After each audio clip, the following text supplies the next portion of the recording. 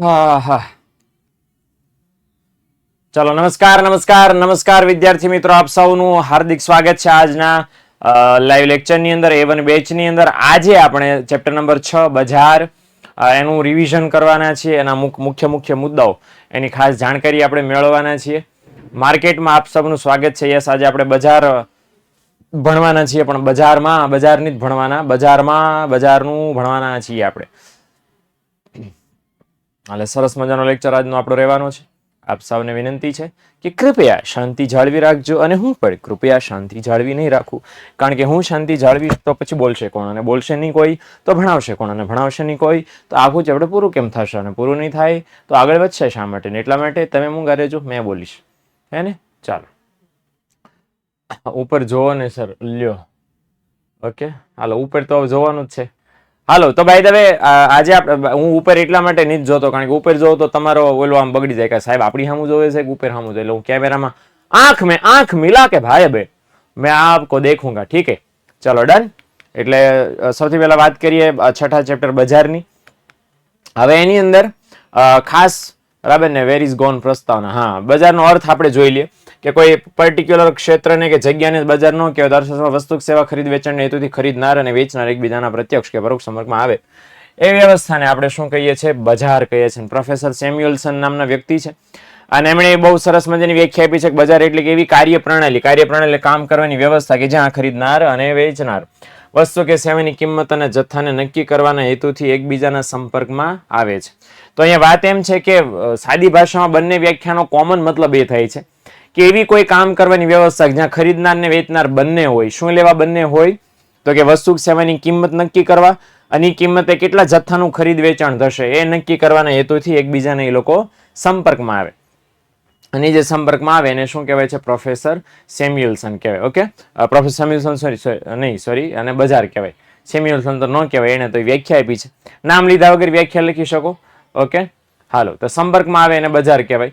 એટલે આ આખી વ્યવસ્થાને બજાર કહેવાય કે જ્યાં આ બધું કામ થાય, ખરીદનારા વેચનારા એકબીજાને મળે, સંપર્ક કરે. સંપર્ક શાના માટે કરે? તો કે વસ્તુ સેવાની કિંમત અને એનો જથ્થો કઈ કિંમતે કેટલા રૂપિયા લઈશું, અને બટેકા કેમ આપ્યા? તો કે 20 ના કિલો, બરાબર 2 કિલો કરો, બરાબર 30 ના 2 કિલો દેવા હોય તો હું લઉં. તો અહીંયા એને શું કર્યું કે 30 રૂપિયાની કિંમત પણ નક્કી કરી, અને કેટલો જથ્થો, બરાબર 2 કિલો, એ પણ એને નક્કી કર્યો. બરાબર, જથ્થો ઇટ મીન્સ કે પ્રમાણ આપણે અહીં સમજવાનું છે. એટલે એ એવી વ્યવસ્થા જે જગ્યાએ થાય એને આપણે બજાર કહી શકાય. ઓકે, હાલો, ત્યાર પછી આગળ વધીએ. હવે બજારના ઘટકો છે 5 માર્ક્સની અંદર ઘણી બધી વાર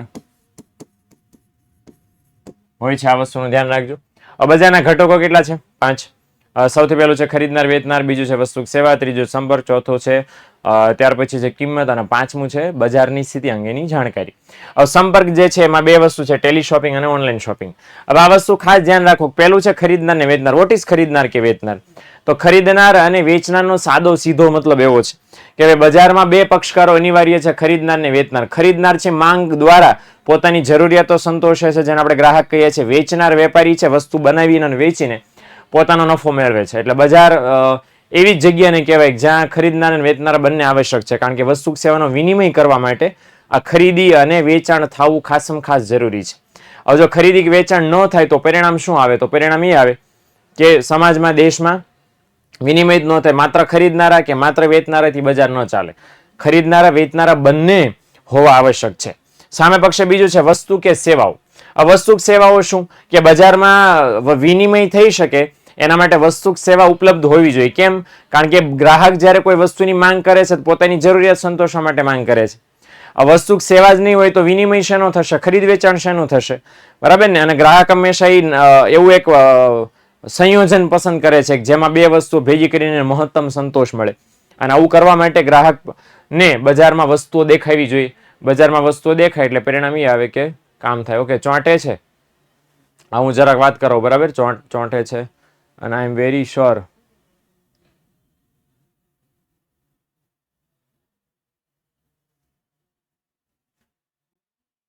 ચલો હવે નહીં ચોંટતું હોય.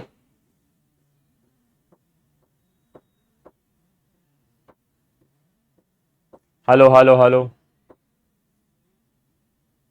હવે ઓકે ને? હવે ઓકે આવી ગયું હશે આઈ થિંક. હા હવે નહીં ચોંટતું હોય. Okay, done. તો વાત એમ હતી અહીંયા ખાસ કે બજારમાં છે વસ્તુ સેવાનું અસ્તિત્વ હોય તો એના દ્વારા વેપારીઓ વસ્તુ સેવાની આપલે કરી શકે, ગ્રાહકો વસ્તુ સેવાની આપલે નાણાંના બદલામાં કરી શકે છે અને એનો મોટો ફાયદો છે. સામે પક્ષે સંપર્ક કોને કહેવાય? તો સંપર્ક બોલે તો સંપર્ક બે પ્રકારના છે, ખરીદનાર અને વેચનાર વચ્ચે જે થાય છે કે જેની અંદર ખરીદનાર માહિતી વસ્તુ કે સેવા અંગેની માહિતીની પૂછપરછ વેપારી સાથે કરે છે. વેપારી જાહેરાત કે અન્ય કોઈ માધ્યમથી પોતાની વસ્તુની જાણકારી ગ્રાહક સુધી પહોંચાડે છે.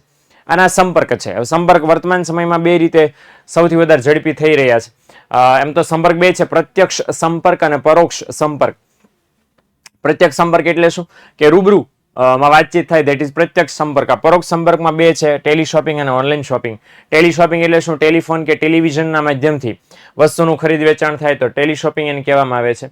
અને ઓનલાઈન શોપિંગનો મતલબ શું થાય કે ઇન્ટરનેટના માધ્યમથી વેચનાર પોતાની વેબસાઇટનો ઉપયોગ કરે અને એમાં પોતાની વસ્તુને લગતી માહિતી પ્રદર્શિત કરે. ગ્રાહક તરીકે ખરીદનાર વ્યક્તિ વેબસાઇટનો ઉપયોગ કરીને માહિતી જોવે, જાણે અને એને યોગ્ય લાગે તો ઇન્ટરનેટના માધ્યમથી જ ઓનલાઈન ઓર્ડર કરે. નાણાંની ચૂકવણી ડેબિટ કાર્ડ, ક્રેડિટ કાર્ડથી કરી શકે. આ વ્યવસ્થાનો ઓનલાઈન શોપિંગ કહેવાય છે અને આનો વ્યાપ ઓનલાઈન શોપિંગનો હળવે વધી રહ્યો છે. ઓકે, તો એ પણ બજાર કહી શકાય. નંબર 4, કિંમતની વાત કરી છે તો દરેક બજારમાં છે જે વસ્તુ સેવાનું ખરીદ વેચાણ થતું હોય છે એની કિંમત હંમેશા નક્કી થવી જરૂરી છે. કિંમત નક્કી હોય તો ખરીદ વેચાણના નિર્ણયો સરળતાથી શક્ય બને છે.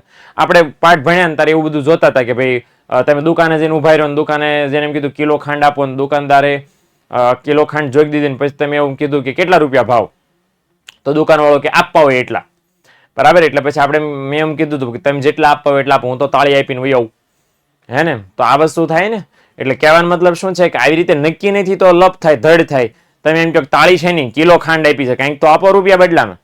દુકાનવાળો એવું બોલે આપણને એટલે આપણે 10 રૂપિયા, 10 રૂપિયા હોય ખાંડના 10 રૂપિયા, અલા 50 કેટલાને જોઈ દીધા ખબર છે ખાંડ અમૂલ્ય છે, આમ છે તેમ છે એમ કરીને.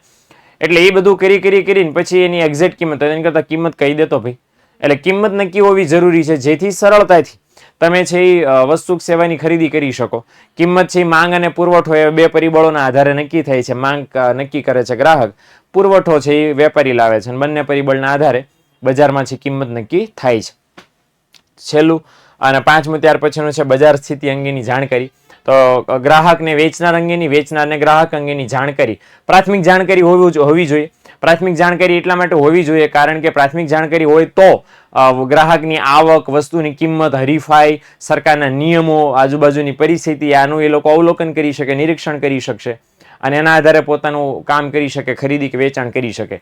અને એટલે છે બજારની જાણકારી ખાસમાં ખાસ અહીંયા હોવી આવશ્યક છે. ઓકે, ચાલો આગળ વધીએ. એટલે ઇન શોર્ટ આ છે બજારના ઘટકો.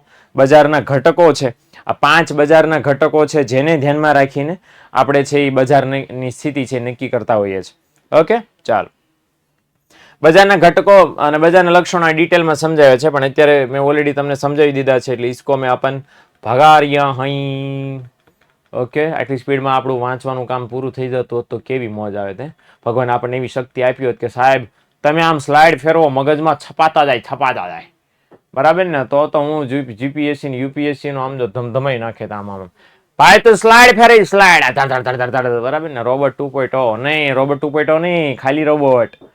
2.0 માં આવું નથી આવતું, રોબોટમાં આવે છે ખાલી. ભૂલ ન કરો.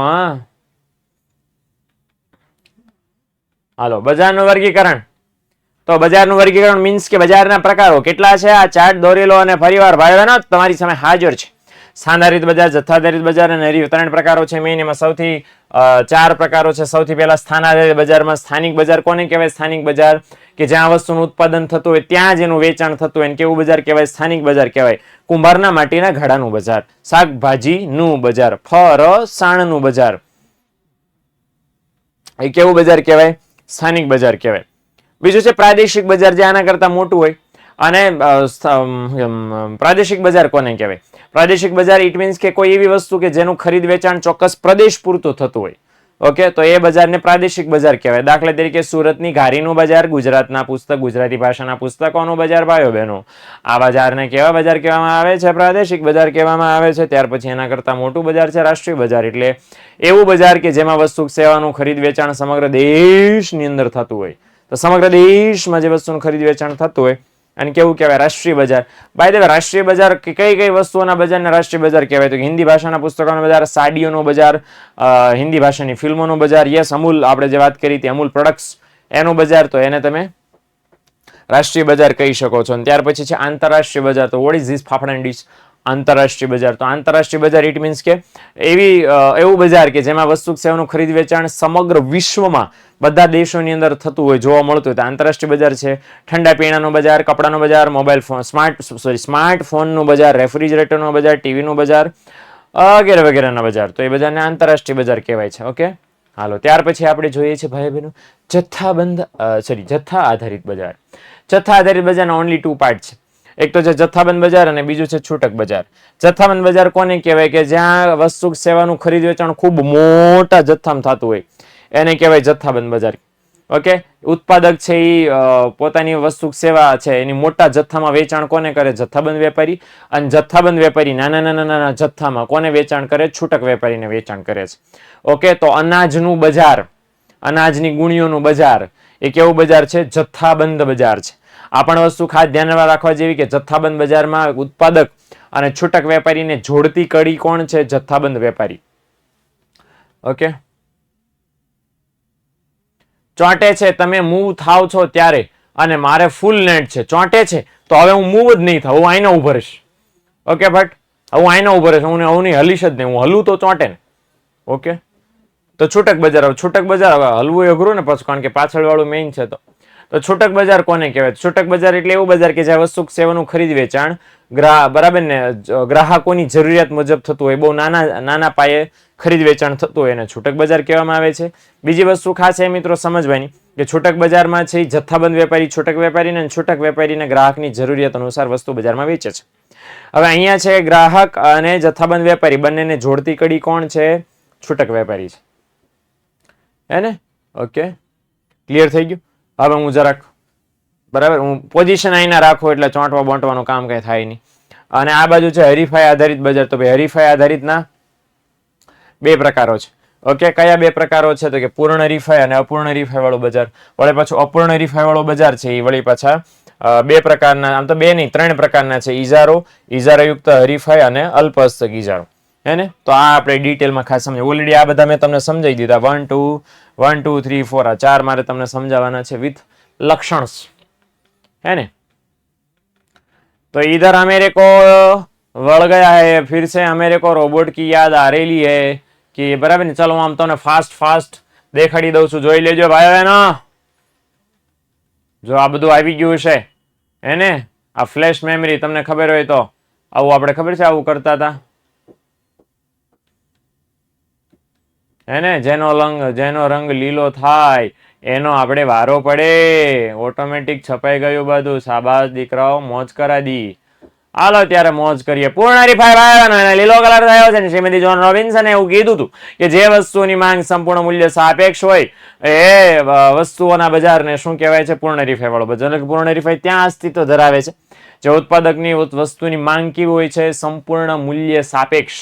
ઓકે, તો જયારે આ ડોશમાં એવી વાત કરી હતી બરાબર. ધીસ ઇઝ ધ ડોશી ઓર માં. ઓકે, અને એમણે એવું કીધું કે એવું કોઈ બજાર કે જ્યાં પૂર્ણ હરીફાઈ અસ્તિત્વ ધરાવતું હોય અને એ ક્યાં કહેવાય? તો કે જ્યાં વસ્તુની માંગ, હવે સંપૂર્ણ મૂલ્ય સાપેક્ષ માંગ કોને કહેવાય? સંપૂર્ણ મૂલ્ય સાપેક્ષ માંગ કેવી કે વસ્તુની કિંમતમાં નજીવો ફેરફાર થાય તો માંગમાં અનંત ફેરફાર થઈ જાય. મતલબ કોઈ વેપારી વસ્તુની કિંમત સેજ અમથી વધારે અને માંગ અનંત ગણી ઘટી જાય, સાવ 0 થઈ જાય, ખતમ, કોઈ ચકલું ન ફરકે, અને સેજ અમથી ઘટાડે તો જેમ મને છીંક આવી એમ કસ્ટમરોને છીંક થાય અને થેલીઓ લઈને દુકાનમાં મંડી પડે અને દુકાન ખાલી કરીને દુકાનને ખરીદીને લઈ જાય. બોલો, એટલે અહીંયા વેપારી દ્વારા વસ્તુની કિંમતમાં કોઈ ફેરફાર કરી શકાય એવો નથી. એટલે વસ્તુની માંગ કેવી? સંપૂર્ણ મૂલ્ય સાપેક્ષ. અચ્છા, પ્રોફેસર લેફ્ટવિચ આ રહ્યા બરાબર, સેન્ડવિચ ના ભાઈ લેફ્ટવિચ. ઓકે, સેન્ડવિચ લેફ્ટવિચ, રાઇટવિચ હશે, એમના મોટા ભાઈનું નામ રાઇટવિચ એમના આ નાના ભાઈનું નામ લેફ્ટવિચ અને એમના કાકાના છોકરાનું નામ સેન્ડવિચ. મે બી હોઈ શકે, પણ એમણે એવી વ્યાખ્યા આપી છે પૂર્ણ હરીફાઈ એટલે એવી બજાર વ્યવસ્થા જેમાં બજાર કિંમતને અસર પહોંચાડી શકે એવડી મોટી કોઈ પેઢી બજારમાં ન હોય. એટલે એવી કોઈ મોટી નોટ હોય જ નહીં પૂર્ણ હરીફાઈમાં વેચનારાઓમાં, વેપારીઓમાં, કે જે બજારની કિંમતમાં ફેરફાર પાડી શકે. બરાબર. અને છતાં એની સાથે સાથે પેઢીઓ છે કેવી વસ્તુનું વેચાણ કરતી હોય, સમાન ગુણી એક સરખી વસ્તુનું વેચાણ કરતી હોય, હે ને? એટલે આ વસ્તુ ખાસ ધ્યાનમાં રાખવાની, હે ને? તો સર પાછા એ દ્રષ્ટિ થોડીક તું દ્રષ્ટિ ક્વોલિટીમાં કર, અને એમાં કર અહીંયા એક્સેલન્ટ સર્વરની સ્પીડ આવી રહી છે, એને જોરદાર ખતરનાક લેવલની, એને સરસ 2 MBની સોરી 3 MBની સ્પીડ અહીંયા આવી રહી છે. અને હું આમ સીધો ઘમાઘમ કેમેરામાં ઉતરી રહ્યો છું, એટલે જરાક એવું લાગે કે દર્શી, હા ભાઈ જે હોય જે દર્શી દ્રષ્ટિ વોટ્સ એવર દર્શો તો આવે જ છે, એટલે એને ખાસ આને કરી નાખો એટલે થઈ જશે. તો આ વસ્તુ છે. ઓકે, હવે પૂર્ણ હરીફાઈનું પહેલું લક્ષણ છે અસંખ્ય વેચનારા કે ખરીદનારા. તો શું કે પૂર્ણ હરીફાઈનું બેઝિક લક્ષણ કયું છે કે ભાઈ એમાં ખરીદનારા અસંખ્ય હોય ને વેચનારા અસંખ્ય હોય. હવે ખરીદનારા અસંખ્ય છે એટલા માટે ખરીદનારા વસ્તુની માંગ ઉપર કોઈ અસર પહોંચાડી શકતા નથી, કિંમત ઉપર સોરી માંગ કરીને કિંમત ઉપર અસર પહોંચાડી શકતા નથી. સામે પક્ષે વેચનાર પણ અસંખ્ય હોય છે. અને વેચનારનો પ્રોબ્લેમ શું કે કોઈ એવો વેચનાર ન હોય કે જેની પાસે વસ્તુનો મોટો પુરવઠો હોય અને દુકાન બંધ રાખે તો કોઈને વસ્તુ મળે જ નહીં ને ત્રાહિમામ પોકારી જાય પ્રજા, એવું કઈ નહીં થતું. બધા વેપારીઓ પાસે વસ્તુનો થોડો પુરવઠો હોય. અને આવા વેચનારા કેવા હોય વેપારીઓ માર્કેટમાં? અનંત વેપારીઓ હોય, અનંત હોય. અને માટે કોઈ વેચનાર વસ્તુની કિંમત ઉપર અસર પહોંચાડી શકે નહીં. વેચનારે શું કરવું પડે? બજારમાં જે કિંમત ચાલતી હોય પ્રવર્તમાન કિંમત, એ કિંમત એને સ્વીકારી લેવી પડે ને પછી વસ્તુનું વેચાણ કરવું પડે. અને માટે પૂર્ણ હરીફાઈમાં વેચનાર કેવો બને છે? કિંમત સ્વીકારનાર બને છે. હવે તમે એમ કીધું ખરીદનાર નક્કી ન કરે કિંમત, વેચનાર નક્કી ન કરે કિંમત, તો કોણ કિંમત નક્કી કરે? તો નક્કી કરે માંગ અને પુરવઠો. તો પૂર્ણ હરીફાઈમાં વસ્તુની કિંમત માંગ અને પુરવઠાના આધારે છે ખાસ નક્કી થાય છે. ઓકે, હાલો એક જ સેકન્ડ. ચાલો, આ ચોંટવાનો પ્રોબ્લેમ આઈ નો, રિયલી નો.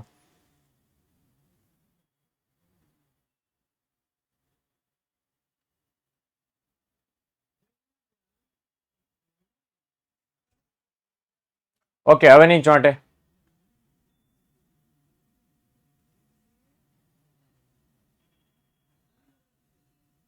એક જ સેકન્ડ લો, 1 સેકન્ડ.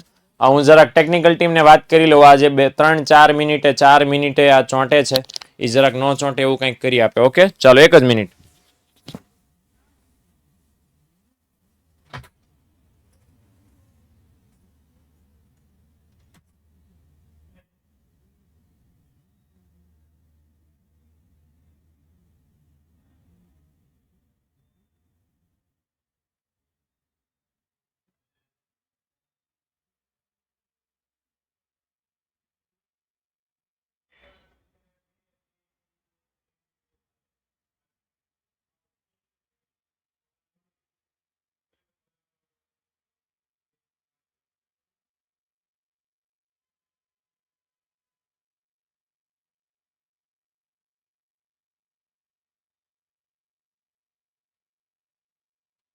ચાલો મિત્રો, ચાલો આવી ગયો છો, આવી ગયો છો. હાલો, અવાજ આવે. ડન. હાલો, જોયો ને? હું આમ રિહાઈ ગયો ને, કેમેરાને કીધું કે જ્યાં સુધી તો હરખો નહીં થાય ને ત્યાં સુધી સ્ક્રીન સામે નહીં થવાનો. કેમેરાથી રિહાઈ ગયો હું તો કેમેરો સીધો થઈ ગયો, આંખો મટમટાવતો બંધ થઈ ગયો. બોલ. હા, પોલ કરી લો. જો પોલ, રોડા મંડપ રોપા આવીએ. અહમ મંડપમ કરોસ્મી. ક્યાં ગયું મંડપમ? યસ, પોલ કરાવો. પોલ તમે અમે છે ને, તમે હામે છે ને, એટલે ક્યાં ગયો પોલ? અલે પોલ. જો આયો બાકી પોલ આવ્યો તમારી સ્ક્રીન પર આવ્યો પોલ? હા, હાલો એક બીજો પોલ પણ તમને જરા કરી દઉં છું. હા, મને ખબર છે કે મેં સવાલ પૂછ્યો છે એમાં તમને નહીં મજા આવી હોય, પણ જો હોય તો જરા કહી દેજો. ઓકે, લક્ષણ નંબર 2. લેનની સ્વિચ બંધ કરી દો અને પાછી શરૂ કરો. લેનની સ્વિચ કઈ છે? એલ. 1 જ મિનિટ. ये और બંધ. હવે શરૂ. હાઉ યુ હાઉ યુ 0 થઈ ગયો અહીંયા. એ ઓલું કેબલ બદલાવો ને, લેન કેબલ જીઓ માં, જીટીપીએલ માં જીઓ કેબલ.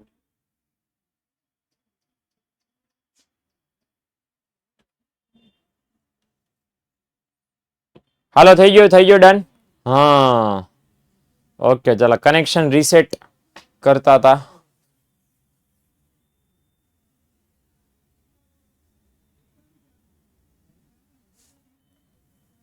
ઓકે ચાલો મારામાં ટેકનિકલ ખામી વાળો ડાયલોગ આવ્યો નહીં. ટેકનિકલ ખામી બસ આ હતી, કનેક્શન રીસેટ થતું હતું. ઓલું જે તમારો ચોંટવાનો પ્રોબ્લેમ હતો ને એ જરાક સોલ્વ કર્યો. આ મારી છીમી. ઓકે ચાલો આગળ વધીએ આપણે. તો હવે બીજો મુદ્દો છે સમાન ગુણી વસ્તુઓ. તો સમાન ગુણી વસ્તુ એટલે શું? સમાન ગુણી વસ્તુ એટલે પૂર્ણ હરીફાઈમાં જેટલી પણ વસ્તુ વેચાય રંગ, રૂપ, કદ, આકાર, વજન, સ્વાદ, ગુણવત્તા, પેકિંગ બધું કેવું હોય છે? સમાન. હવે જ્યારે બજારમાં વેચાતી તમામ વસ્તુ સમાન હોય છે તો સ્વાભાવિક છે ને કે વેપારી બજારમાં છે એ દરેક વસ્તુની કિંમત પોતાની. પહેલો પ્રોબ્લેમ શું થાય ખબર? બજારમાં વેચાતી તમામ વસ્તુ સમાન હોય તો પૂર્ણ હરીફાઈમાં કોઈ વેપારી એમ ન કહીએ કે ભાઈ મારી વસ્તુ અન્ય વેપારી કરતા સારી છે, અલગ છે, અને એમ કહીને વધારે વસ્તુની કિંમતનું વધારે વેચાણી ન કરી શકે ઊંચી કિંમત રાખીને. ઓકે એટલે સાદી ભાષામાં વેપારીની મજબૂરી આવી જાય ને, કારણ કે એ જે વસ્તુ વેચે છે એના જેવી જ વસ્તુ બાકીના તમામ વેપારીઓ વેચે છે. એટલે ગ્રાહકોને છેતરી ન શકે. એમ ન કહીએ કે મારી વસ્તુ અન્ય વેપારી કરતા સારી છે એમ કહીને વધારે કિંમત એ ગ્રાહકો પાસેથી ન લઈ શકે. અને એટલા માટે કિંમત કેવી હોય છે? ત્યાં સ્થિર. ઓકે તો જો એક ઉદાહરણ આપ્યું છે ઘઉં, ફોર એક્ઝામ્પલ ઘઉં એવી વસ્તુ છે કે સમાન ગુણી છે. કોઈ ખેડૂત એમ ન કહે કે મારા ઘઉંમાં છે વધારે કાર્બોહાઈડ્રેટ પદાર્થો છે, મારા ઘઉંમાં વધારે કાર્બ્સ કે છે કાર્બ્સ, એવું ન કહીએ કે બરાબર, કારણ કે બધી વસ્તુ સમાન છે. તો અલગ અલગ કિંમત રાખી શકાય નહીં. એના માટે વસ્તુની કિંમત સ્થિર હોય, ચુસ્ત હોય, એ પણ તમે કહી શકો છો. ઓકે ત્રીજો છે પેઢીઓની મુક્ત અવર જવર. હવે પૂર્ણ હરીફાઈ વાળા બજારમાં છે પેઢીઓની મુક્ત અવર જવર એટલે શું? કે પેઢીઓ છે એ સતત અને સતત આવતી હોય, જાતી હોય, આતી હે જાતી હે, આવું સતત અને સતત શરૂ હોય છે. અને શા માટે? કારણ કે પૂર્ણ હરીફાઈમાં કરંટ વર્તમાન સમયમાં જે વેપારીઓ છે એને જે નફો થાય એ નફો જોઈને નવા વેપારી એમાં આવી શકે, જોડાય, બરાબર ને? તો એને આવ્યા કહેવાય. અને કદાચ વર્તમાન સમયમાં જે વેપારી છે એને ખોટ જતી હોય તો એ ધંધો છોડીને જઈ પણ શકે. તો આને અવર જવર કહેવાય. હવે પૂર્ણ હરીફાઈમાં આવી અવર જવરને ખુલ્લી સ્વતંત્રતા હોય છે. આવે તો કોઈ ના પાડતું નથી, ને જાય તો કોઈ ના નથી પાડતું. આવે તો વેલકમ કે છે, અને જાઓ તો ભીડકમ આવું કે છે. બે પક્ષે વખાણે તમને, વાંધો નહીં આવ્યા, વાંધો નહીં આવ્યા, જાઓ તો વાંધો નહીં, અહીંયા ભીડ ઓછી થશે. એટલે બે પક્ષે છે એ આપણને છે એ છૂટ છે. પણ આ જે મુક્ત અવર જવર છે એ માત્ર ને માત્ર ટૂંકા ગાળાની હોય. શા માટે ટૂંકા ગાળાની હોય? કારણ કે લાંબા ગાળે બધી પેઢીઓને કેવો નફો થાય? સામાન્ય નફો થાય. સામાન્ય નફો થાય. હવે સામાન્ય નફો થાય છે એટલે નવી પેઢીને બજારમાં આકર્ષવાનું, કોઈ બજારમાં આવવાનું આકર્ષણ ન રહે. અને સામાન્ય નફો થતો એટલે જે વર્તમાન પેઢી છે ધંધો છોડીને જાય નહીં. એટલે જે હોય નન્ય સ્થિર રહે. પણ બાય ધ વે એ સિવાયનું આ કહી શકો કે ભાઈ બધી જે અવર જવર છે એ માત્ર ટૂંકા ગાળામાં હોય, લાંબા ગાળામાં અવર જવર હોતી નથી. ચોથો મુદ્દો ત્યાર પછી છે બજાર અંગેનું સંપૂર્ણ જ્ઞાન. તો ભાઈ જેલા ખરીદનારા અને વેચનારાનું અને વેચનારા અને ખરીદનારા અંગેનું સંપૂર્ણ નોલેજ હોય છે. શા માટે સંપૂર્ણ નોલેજ હોય છે? કારણ કે પૂર્ણ હરીફાઈ છે. એ માની લેવામાં આવે છે કે વેચનાર છે એ ખરીદનારની બધી જાણકારી રાખે છે. ગ્રાહકને એ પણ ખબર હોય વેચનાર વિશે કે ભાઈ વેચનાર છે ને કેટલો નફો થાય છે, પર્ટિક્યુલર કોઈ વસ્તુ કેટલી કિંમતે વેચવાનો છે, વગેરે વગેરે બધે. અને સામે પક્ષે વેચનારને ગ્રાહકની બધી ખબર હોય, ગ્રાહકની આવક કેટલી, ગ્રાહકની પસંદગી કઈ છે, ગ્રાહક વસ્તુની માંગ કરશે કે નહીં કરે, વોટેવર. અને એના કારણે છે એ વસ્તુની કિંમતમાં કોઈ ફેરફાર કરી શકાતો નથી. માંગમાં તો ફેરફાર થઈ જાય છે. તો લખ્યું છે જુદા જુદા ઉત્પાદક વસ્તુને કઈ કિંમતે વેચે છે એની જાણકારી ગ્રાહકને આપે છે. અને ગ્રાહક પાસેથી વેપારી જે માર્કેટમાં કિંમત ચાલતી હોય એના કરતાં વધારે ભાવ નથી લઈ શકતા. અને કેમ નથી લઈ શકતા? એનું સીધું રીઝન અહીંયા આપણને આપવામાં આવે છે કે બજારમાં છે એ ગ્રાહકને બધી ખબર છે કે જે કિંમત છે એ કેટલી છે. એટલે વેપારી ગ્રાહકને છેતરી શકે નહીં. ઓકે અને એટલા માટે બજારમાં માંગ કેવી બની જાય? સંપૂર્ણ મૂલ્ય સાપેક્ષ. વેપારી છે કિંમતમાં સહેજ અમથો ફેરફાર કરે, ગ્રાહકને તો ખબર જ છે કે આ લોચા મારે છે, એટલે ગ્રાહક છે એ સીધો વિરોધ કરશે. માટે માંગ સંપૂર્ણ મૂલ્ય સાપેક્ષ બની જાય. આન્સર આપણી રીતે લખીએ અને સમજાય એમ હોય તો થોડો ફેરફાર કરીએ તો ચાલે. હા થોડો ફેરફાર કરે તો ચાલે દર્શી, મને કાંઈ વાંધો નથી. પણ એ થોડોક જ કરજો. પછી હું તમને આમ થોડાની છૂટ આપું ને એમ કહું ના વાંધો નહીં. પણ થોડાની છૂટ લઈને પછી જે તમે ફાંકા ધબધબાવો એમ નહીં. આકૃતિ દોરવાનો કીધી ના હોય તો આમાં શું લેવાનું છે? ન કીધી હોય તો દોરી નાખવાની. ભાઈ આકૃતિ કેટલી વાર લાગે દોરવામાં? બમ બમ બમ. ઓકે, ચાલો. તો આ વસ્તુ છે નંબર 5. ત્યાર પછીનું લક્ષણ છે ઉત્પાદનના સાધનો સંપૂર્ણ ગતિશીલ. ઉત્પાદનના 4 સાધનો છે જમીન, મૂડી, શ્રમ, નિયોજક. આ 4 સાધનો સંપૂર્ણ ગતિશીલ એટલે શું?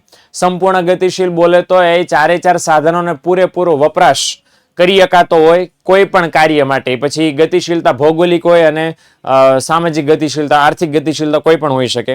જે કામની જરૂર ધંધામાં પડતી હોય તમામ કામ ઉત્પાદનના સાધનો દ્વારા શક્ય બનતા હોય છે. ઓકે, અને એટલામાં જો લખ્યું છે કે ભૌગોલિક અને વ્યાવસાયિક અને ઉપયોગ, આ ત્રણેયની દ્રષ્ટિએ ઉત્પાદનના સાધનો સંપૂર્ણ ગતિશીલ હોય એટલે કોઈ પણ સાધનને કોઈ પણ રીતે વાપરી શકાય. બીજું ખાસ એ વસ્તુ અહીં ધ્યાનમાં લેવાની કે જ્યારે સંપૂર્ણ ગતિશીલ હોય તો દરેક વેપારી બધા ઉત્પાદનના સાધનોને દરેક રીતે 11મા ધોરણમાં વાપરી શકાતા હોય છે. અને વાપરી શકાતા હોય માટે પરિણામ એ આવે 11મા ધોરણમાં લેક્ચર છે. આ ધ્રુવીબેન હળિયો કરે છે છોકરાઓ, આ ધ્રુવીબેન હળિયો કરે. જો disturbance is the key of her. She is annoying me continuously since 2 minutes. And besides her, Lokesh is standing. One Lokesh is standing here, and one Lokesh is gone, and Dhruvi ma'am also is gone. Okay, gone, done. Okay, Dhruvi ma'am is gone because I started speaking English so fluently. She was in shock. She was in shock completely. So she gone and she want to research that how can I speak English very well. So this is this ફફડાની dish. Okay, ચાલો આપણે વળી પાછા કાઠિયાવાડીમાં આવી જાઓ. હાલો હાલો, એ તો એ આ જરાક રોલા પાડને કા હે ને. ચાલો હાસ તો ગુરુદેવ, આપણે એટલે હા બસ આટલું જ નીકળે. હવે પછી ફાફડાની ડીશ નીકળી જાય. 2 મિનિટ જ આપણું ઇંગ્લિશ નીકળે, પછી ભાઈ 3જી મિનિટે ફાફડા જ આવી જાય. ઓકે, હાલો. તો વસ્તુની કિંમત અને ઉત્પાદનના સાધનો જે વળતર આપવાનું કેવું હોય છે એક સરખું. એટલે ઉત્પાદનના જેટલા 4 સાધનો છે ને પૂરેપૂરો ઉપયોગ લઈ લેતા હોય દરેક વેપારી. અને એટલા માટે દરેક વેપારીને છે ઉત્પાદનનો ખર્ચ સરખો જ આવતો હોય. અને સરખો જ આવતો હોય તો ઉત્પાદનના સાધનોનો ખર્ચોય સરખો, કિંમતય સરખું, વળતરય સરખી, બધું સરખું હોય. અને એટલા માટે દરેક જેટલા વેપારીઓ માર્કેટમાં છે પૂર્ણ હરીફાઈમાં વસ્તુઓ બનાવે છે એને 4 સાધનો સરખા કામમાં લેતા હોય, સરખો ખર્ચો થતો હોય, સરખું વળતર આપતા હોય અને એના કારણે વસ્તુની કિંમત એ બધા લોકો છે કેવી રાખતા હોય સરખી. ઓકે, બધું સરખું હોય એ કહેવા માંગે છે આપણને. ઓકે, નંબર 6 છે ત્યાર પછી વાહન વ્યવહાર ખર્ચનો અભાવ. તો હકીકતમાં હોતો નથી પણ એવું માની લેવામાં આવે છે કે ભાઈ પૂર્ણ હરીફાઈમાં વાહન વ્યવહાર ખર્ચ બહુ નજીવો થાય છે. અને એટલો નજીવો થાય છે કે કિંમતમાં એટલો બહુ મોટો ખાસ કાંઈ ફેર પડતો નથી.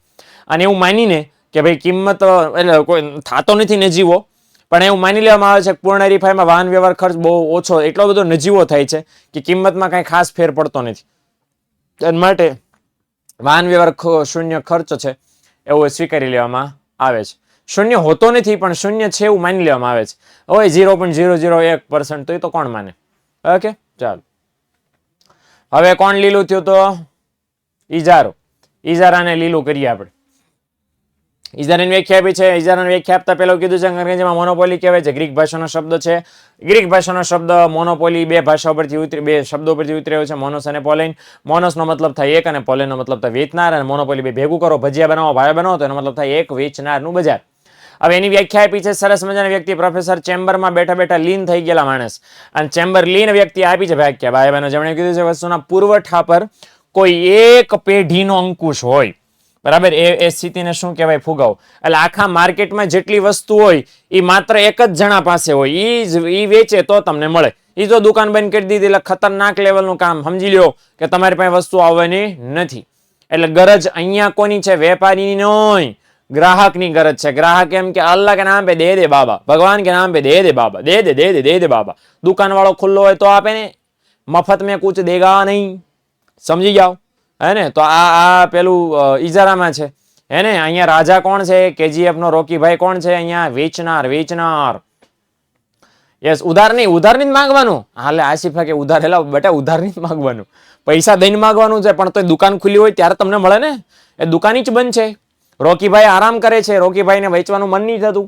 હા ને. હાલો, બીજા છે પ્રોફેસર સ્ટિગલર, બરાબર, અને એ સ્ટિક લઈને ચોંટી ગયા છે. તો એ સ્ટિગલર નામના ભાઈ એવું કીધું છે કે વસ્તુનું એક જ વેચનાર. સ્ટિગલર ભાઈ કેવા ડાયા, વિદ્યાર્થીઓની બહુ કેર કરનારા વ્યક્તિને એમણે કીધું વ્યાખ્યા આપો, નાની આપો, સહેલી આપો.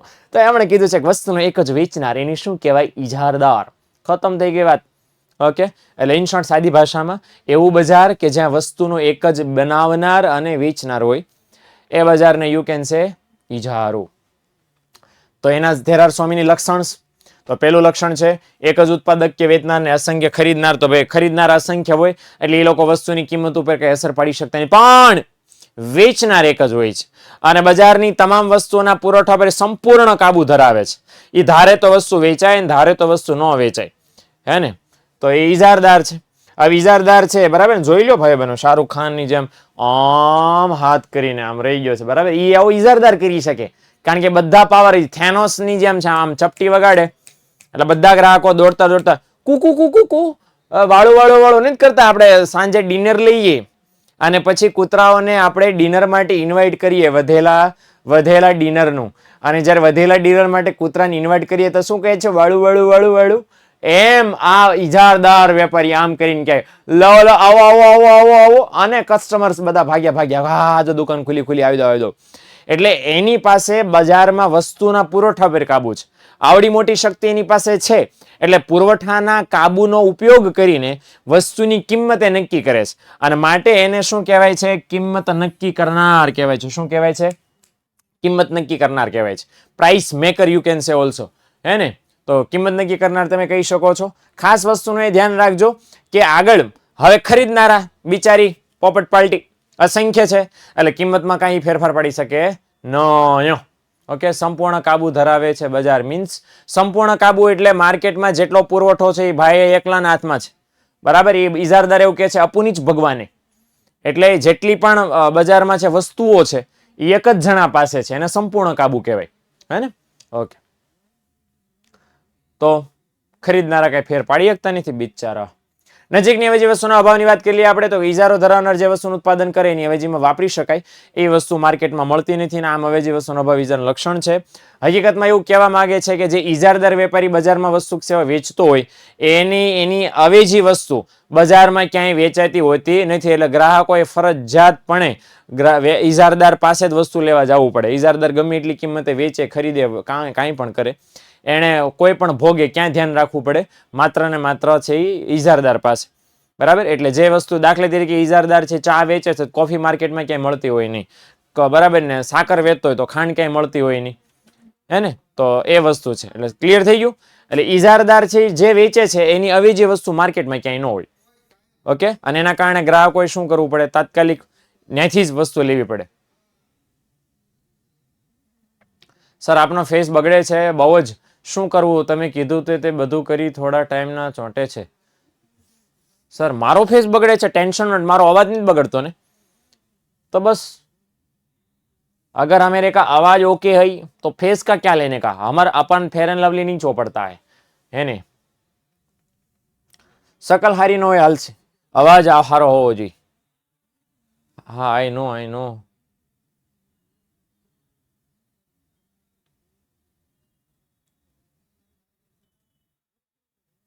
ઓકે, આ લાલ થઈ ગયું એવું મને લાગી રહ્યું છે.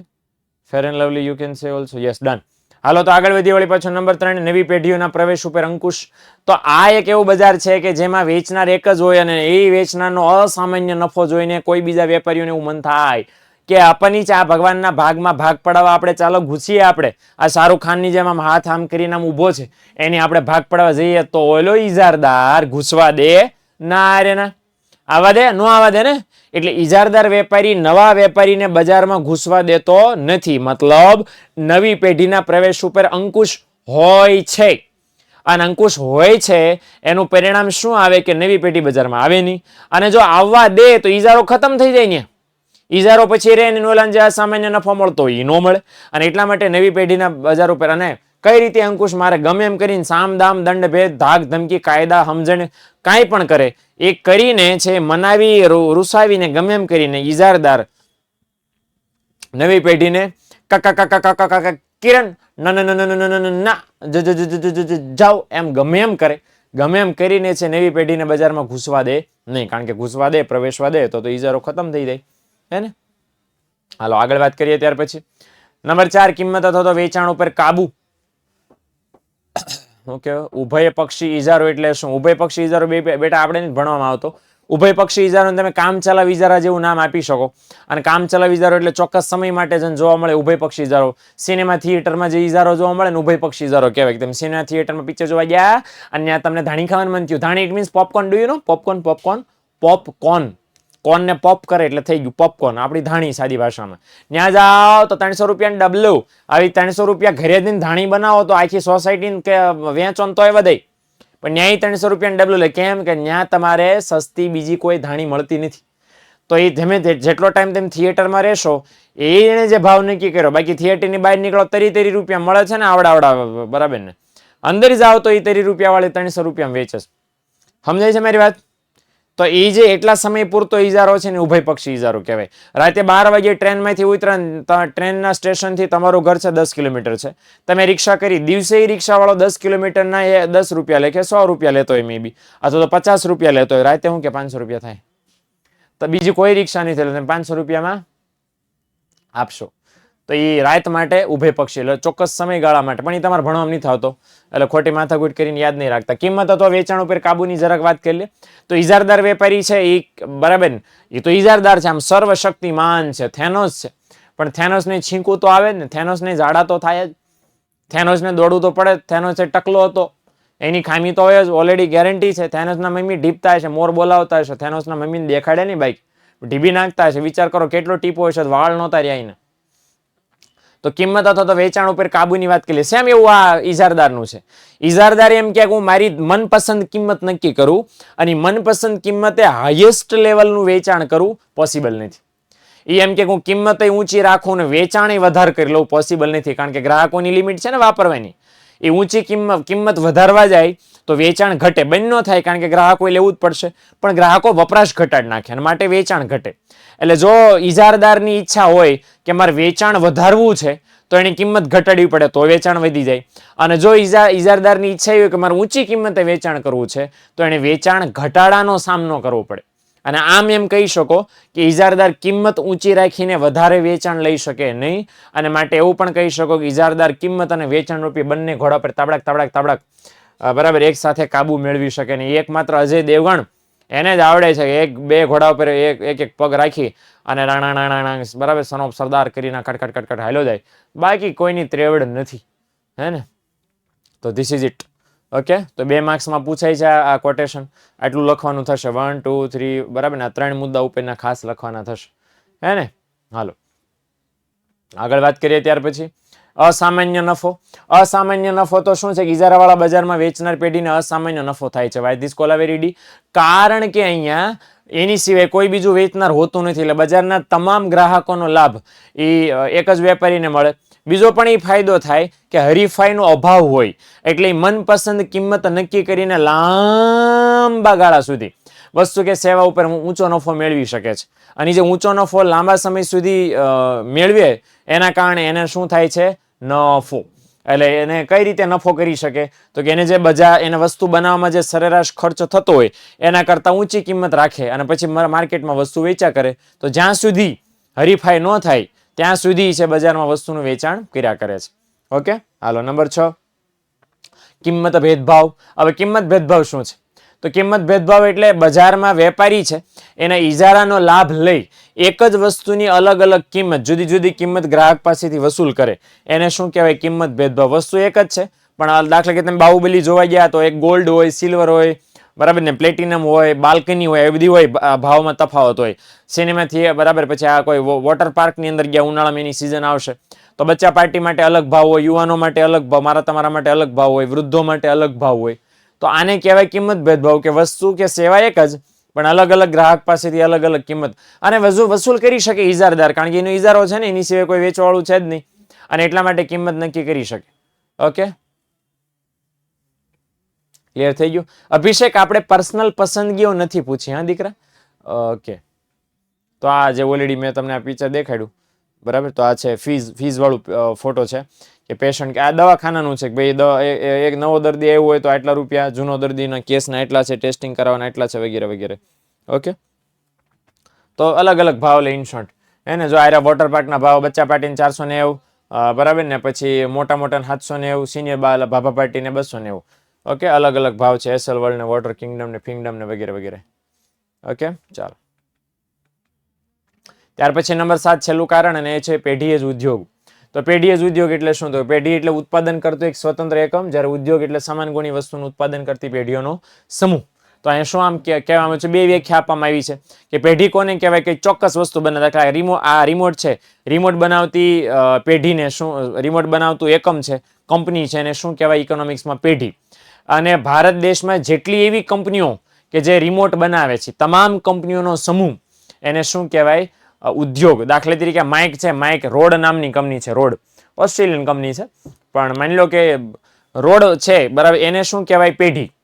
પણ આવા બટન માઇક, તમામ જેટલા માઇક, આને બટન માઇક કહી શકો, આવા માઇક્સ બનાવતી કંપનીઓનો સમૂહ, બરાબર ને, તો એ કંપનીઓના સમૂહને શું કહેવાય? ઉદ્યોગ કહેવાય. હવે ઇજારાવાળા બજારમાં સમૂહ તો છે જ નહીં કાંઈ, એક જ પેઢી છે ને, અને એટલા માટે છે કઈ અમે કાપડનું ઉદાહરણ આપ્યું હતું, બરાબર ને, તો અહીંયા એક જ પેઢી છે વાસ્તવમાં, હકીકતમાં, અને એ એક જ પેઢી છે, અને માટે છે એ ઉદ્યોગ, એને જ તમે પેઢી કહી શકો, પેઢી એને તમે ઉદ્યોગ કહી શકો. ઓકે, હાલો, ચલો. કોણ લીલું થયું ત્યાર પછી? તો લીલું થયું છે ઇજારાયુક્ત હરીફાઈ. ઇજારાયુક્ત હરીફાઈમાં શું લીલું થયું છે? તો પ્રોફેસર ચેમ્બરલિન નામના વ્યક્તિ છે, એમણે કીધું પૂર્ણ હરીફાઈ અને પૂર્ણ ઇજારો ન હોય, પણ બંનેનું સહઅસ્તિત્વ હોય એવા બજારની ઇજારાયુક્ત હરીફાઈ કહેવાય. ઓકે, અને ઇજારાયુક્ત હરીફાઈમાં જો યાદ રાખજો, જો આ ભાભા, ઓકે, અને આ ભાભા ચેમ્બરલિન છે, એમણે કીધું ભાઈ એવું બજાર કે જ્યાં પૂર્ણ હરીફાઈ પણ ન હોય અને પૂર્ણ ઇજારોય ન હોય, કે એટલે બરાબર બેની ખીચડી હોય, થોડીક થોડીક હરીફાઈ જોવા મળે, થોડોક ઇજારો જોવા મળે, બેની ખીચડી જેમાં પકવામાં આવે છે, એ ચેમ્બરમાં લીન થઈને બોલે છે હરીફાઈ ન હોવી જોઈએ, થોડીક હરીફાઈ નાખો, થોડોક ઇજારો નાખો ભાઈ બહેનો, એને જે બને એને ઇજારાયુક્ત હરીફાઈ કહેવાય. આમ કરીને લીન થતા બરાબર બોલ્યા કર્યા. એમાં પહેલું લક્ષણ છે મોટી, અને બાય ધ વે આ એવું બજાર છે જે મોસ્ટ પ્રેક્ટિકલ બજાર છે. આમ આપણા આજુબાજુના વાતાવરણમાં બધે જ આપણને જોવા મળે છે. તો એમાં પહેલું લક્ષણ કયું છે? મોટી સંખ્યામાં વેચનારા અને અસંખ્ય ખરીદનારા. બાય ધ વે ઇજારાયુક્ત હરીફાઈમાં બહુ બધા લોકો ઉત્પાદકો અને વેચનાર હોય છે, અને મોટી સંખ્યામાં 100, 200, 500, બરાબર, 1000 કરોડ 2 કરોડ એમ નહીં, પણ 100, 200 કે 500 મેક્સ હોય. ટીવી લઈ લો, સ્માર્ટફોન લઈ લો, કોઈ પણ ઇલેક્ટ્રોનિક ડિવાઇસ લઈ લો, કાંઈ પણ લઈ લો, એમાં 100, 200, 500 હોય મેક્સિમમ, એન કરતાં વધારે ન હોય. ગણવા બે થાકી જાવ તમે. આનો મતલબ એવો છે કે ઉત્પાદકો કે વેચનાર વચ્ચે છે બહુ ઓછાય ન હોય, બહુ વધારે ન હોય, પણ મોટી સંખ્યામાં હોય, અને એટલા માટે એમની વચ્ચે શું જોવા મળે? મોટા પાયે હરીફાઈ જોવા મળે. કોણ વધારે માર્કેટ કબજે કરી લે, કોણ વધારે ગ્રાહકોને વસ્તુ વેચ લે, હે ને? તો પેલા બોટ વાળા એમ કે એમ ઇયરફોન વેચે, બરાબર ને, નોઇઝ વાળા કે એમ ઇયરફોન વેચે, સોની વાળા કે ના અમે વેચે, એપલ વાળા કે એમ અમથા બેઠા, સેમસંગ વાળા કે લે અમે ચીવો ભાઈ. તો તમે ઝેબ્રોનિક્સ ને તમે ઢગલા બંધ, અરે માર્કેટમાં જેટલા ફરે છે તમે આમ થાકી જાવ કે હાલી કંપની હારી કઈ કહેવાય, હે ને? તો એ હરીફાઈ છે બહુ મોટી સંખ્યામાં. ઓકે, તો ફોનમાં જે હરીફાઈ થાય છે, મેં કીધું એમ ઇયરબડ્સમાં કે ઇયરફોનમાં જે હરીફાઈ થાય છે ઇજારાયુક્ત હરીફાઈ છે. સોફ્ટ ડ્રિંક્સ, કોલ્ડ ડ્રિંક્સ આપણે જેને વાત કરીએ છીએ એમાં જે હરીફાઈ છે ઇજારાયુક્ત હરીફાઈ છે. કપડાની હરીફાઈ, કપડાની ઉત્પાદન કરતી કંપનીઓ વચ્ચે હરીફાઈ, એ ઇજારાયુક્ત હરીફાઈ છે, હે ને? હાલો, 7 વાગ્યે 700 કેસ સેલિબ્રેશનનો યુટ્યુબ પર લેક્ચર છે, તમે નહીં જાઓ? નહીં, 7 વાગ્યે એટલા માટે પોસિબલ નથી કારણ કે 7 તો અહીંયા વાગ્યા છે, અને તમારું આ કામ હજી મારે પૂરું કરવાનું બાકી છે. અને બાય ધ વે હમણાં જ 7:15 વળી પાછો 12માં અને 12માં મારો લેક્ચર છે, અને એટલા માટે આપણે એ બધું કામ કરવું પડશે, હે ને? ચાલો, તો ઓલરેડી આ ખાસ વસ્તુનું ધ્યાન રાખવા જેવું છે, અને બીજું લક્ષણ છે, અને અહીંયા કીધું એમ કે ભાઈ હરીફાઈ હોય છે એટલે વસ્તુની કિંમત ઉપર એને કંઈક ફેરફાર કરવો પડે, ડિસ્કાઉન્ટ ફિસ્કાઉન્ટ આપવું પડે. સામે પક્ષે ખરીદનારા બિચારા અસંખ્ય હોય છે, અને ખરીદનારા અસંખ્ય હોય એટલે વસ્તુની કિંમતમાં કાંઈ ફેર પાડી શકતા નથી, હા ને? હાલો, આગળ વાત કરીએ વસ્તુ વિભિન્નતા. તો પૂર્ણ હરીફાઈમાં વસ્તુઓ અલગ અલગ હોય છે. દરેક વેપારી પોતાની વસ્તુ અન્ય હરીફ વેપારી પેઢી કરતાં અલગ છે એવું દર્શાવવાનો પ્રયત્ન કરે છે, અને રંગરૂપ, કદ, આકાર, વજન, સ્વાદ, ગુણવત્તા, પેકિંગ એમાં નજીવો ફેરફાર કરી ગ્રાહકને વસ્તુ પધરાવવાનો નહીં પણ વેચવાનો પ્રયત્ન કરે છે. માટે બજારમાં વેચેતી વસ્તુઓ સમાન ગુણી હોતી નથી. પૂર્ણ હરીફાઈમાં હોય, પણ આ ઇજારાયુક્ત હરીફાઈમાં સમાન ગુણી વસ્તુઓ હોતી નથી. આ જો લખ્યું છે ને, આ બધા ગુણધર્મો છે જેમાં અલગ ફેરફાર કરીને અલગ પાડવાનો પ્રયત્ન કરે છે. આ વસ્તુ વિભિન્નતા કહેવાય. આ બધી ટૂથપેસ્ટ જ છે, પણ જો રંગરૂપ, કદ, આકાર, વજન, સ્વાદ, ગુણવત્તા, પેકિંગ આ બધું અલગ છે, હે ને? આ બધી સોફ્ટ ડ્રિંક્સ જ કહેવાય. પણ બધા સોફ્ટ ડ્રિંકના કલર ને શેપ સાઇઝ ઢાંકણાના કલર બરાબર બધું અલગ છે. પીવો તો ઓડકારે અલગ અલગ પ્રકારના આવે. આ બધા અલગ અલગ પ્રકારના કંપની પ્રમાણે ઓડકાર અલગ આવે. ઓકે, એટલે આ વસ્તુ છે. તો અહીંયા સુધી રાખીએ. 7 ને 2 થઈ ગઈ છે. અને ખાસ હું તમને ખાસ કહી દઉં છું કે જે બાકી રહ્યું છે પૂર્ણ ઈજાયુક્ત હરીફાઈના 4 જેટલા લક્ષણો બાકી રહ્યા અહીંનું, અને અલ્પહસ્તક ઈજારાના લક્ષણો જે બાકી છે આવતીકાલનો 7મા ચેપ્ટરનો જે લેક્ચર છે એમાં જ આપણે કમ્બાઈન જોઈન્ટ લઈ લેવાના છે. ઓકે, એટલે મળીએ. ટાઈમ થઈ ગયો છે અને મારે વળી પાછું 7:15 વાગ્યે 12મા ધોરણમાં ઓલરેડી છે જ, નહીં તો હમણાં ખેંચી લે છેક સુધી. ઓકે, તો મળીએ નેક્સ્ટ લેક્ચરની અંદર આવતીકાલે જ. ઓકે, મળીએ. આવજો, ટાટા, બાય. See ya.